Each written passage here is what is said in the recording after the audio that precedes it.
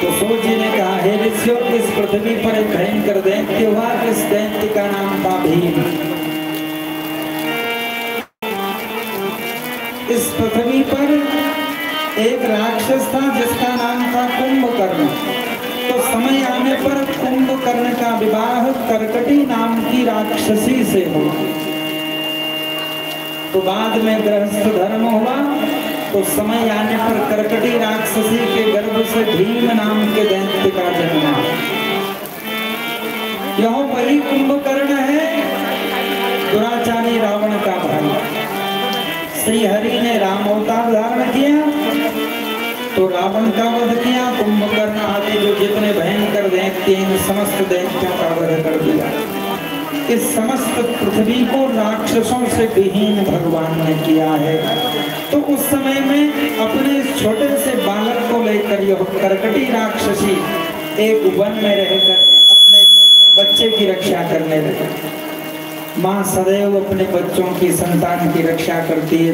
सोचा छोटा सा बालक है और मैं ही अब इसकी रक्षा सुरक्षा करने वाली हूँ। क्यों? क्योंकि इसके पिताजी को राम ने मृत्यु प्रदान कर दी। तो वन में रहकर अपने बालक की रक्षा करने लगी। इस दैत्य का नाम भीम था। तो धीरे धीरे भीम बड़ा हुआ, माँ के साथ रहता, माँ की सेवा करता, माँ जो कहती उन बातों को मानता। अब जब बड़ा होने लगा तो उसे धीरे धीरे ज्ञान आया कि संसार में सबके पिता हैं।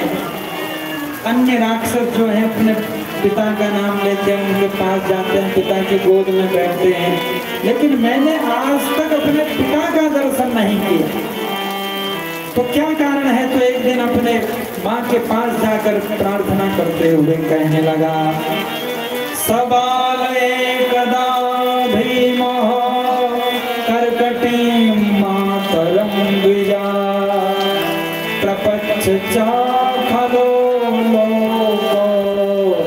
दुःखदो भीम विक्रमः।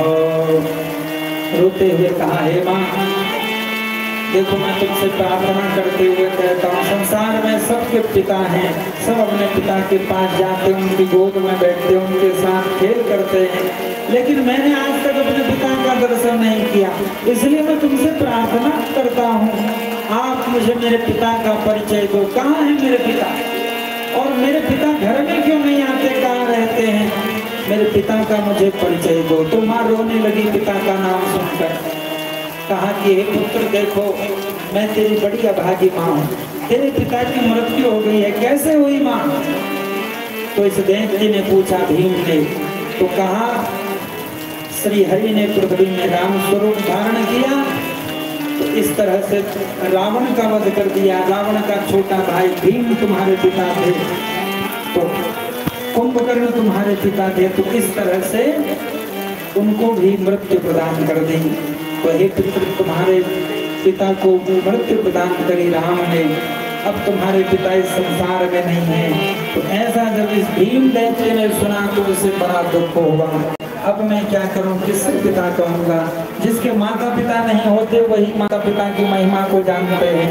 तो उस समय में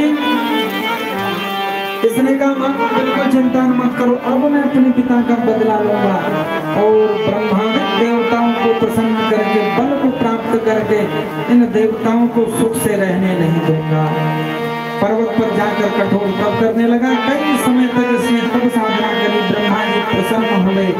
इस दैत्य से कहा, क्या चाहते हो? तो कहा, मत पर अपार बल आ जाए। ब्रह्मा जी वरदान देकर चले गए। उसके बाद इसने उस बल के माध्यम से समस्त देवताओं को दुख देना प्रारंभ कर दिया। देवता दुखी होकर भगवान शिव के पास चले गए। हे शिव, तुम हमारी रक्षा करो, भीम नाम के दैत्य से हम बड़े दुखी हैं। तो शिव ने कहा, देवताओं, समय आने पर मैं अवश्य तुम्हारी रक्षा करूंगा। बोलो शंकर भगवान की जय। तो उस समय इस पृथ्वी पर एक वैश्य रहते थे जिनका नाम था कामेश्वर। बड़े सदाचारी थे, परम शिव भक्त थे, नित्य प्रति भगवान शिव का पूजन करते थे। इनके गुरु ने इन्हें दिव्य मंत्र दिया था, इस मंत्र का तुम सदैव जप करना, ओम नमः शिवाय। इस मंत्र को जपना भगवान